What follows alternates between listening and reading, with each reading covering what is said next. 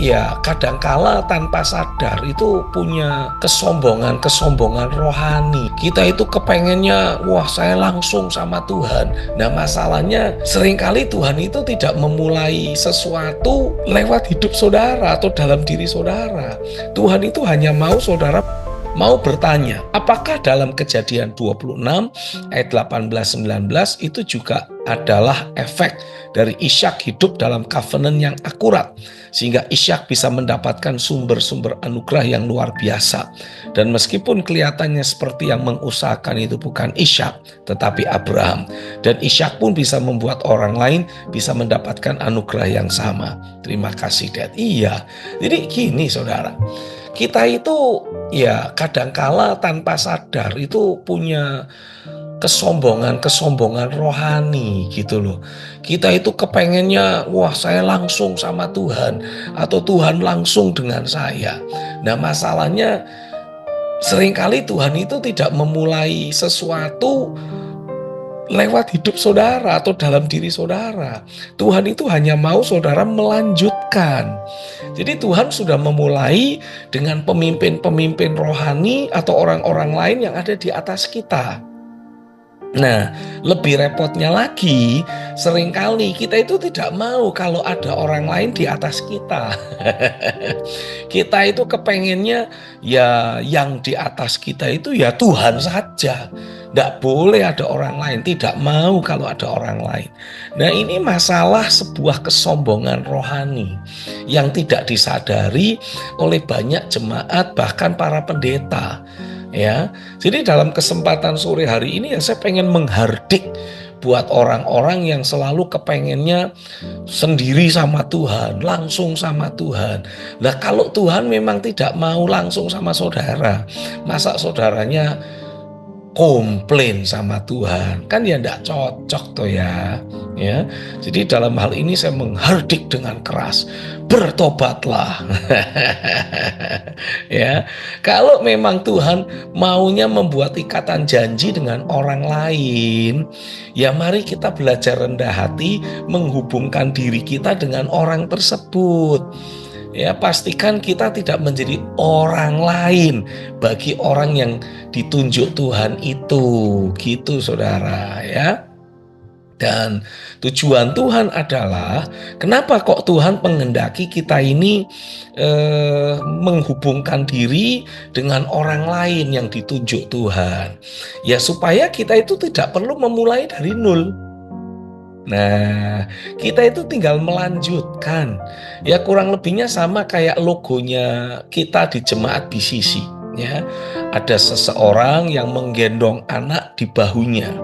Jadi buat si anak kecil, kalau dia harus jalan sendiri, dia itu tidak bisa melihat sejauh kalau bapaknya melihat.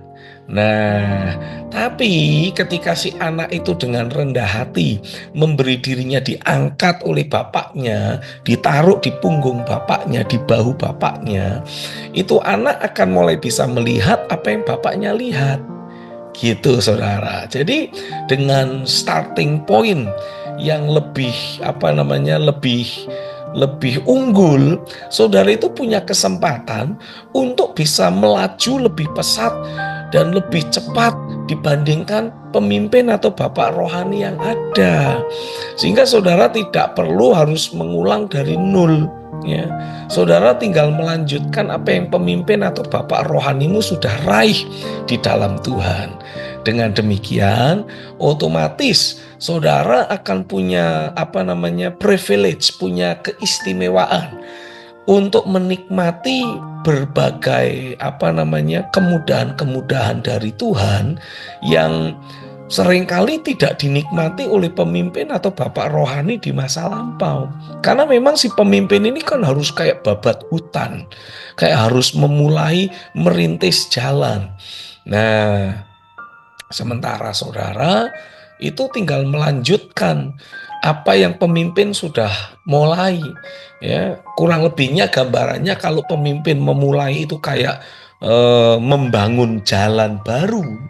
Saudara tinggal menikmati jalan tersebut ya. Tinggal pakai Ferrari, tinggal pakai mobil, melaju dengan cepat, ngueng, gitu.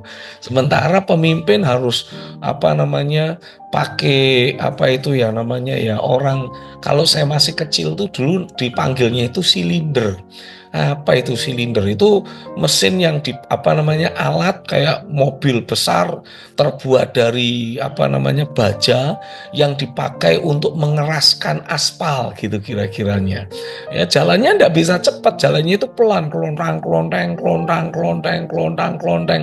Tapi itu ketika dia jalan, itu aspal yang baru dituang itu bisa jadi keras, bisa jadi halus, dan itu akan mengakibatkan mobil-mobil lain akan bisa melaju dengan cepat gitu saudara. Tujuan Tuhan itu pengen membawa saudara itu melaju dengan cepat lah, cuman kadangkala karena kesombongan kita, karena keangkuhan rohani kita ndak mau melaju dengan cepat. Kita pengennya udah ndak apa-apa pelan-pelan, tapi pokoknya aku dan Tuhan langsung.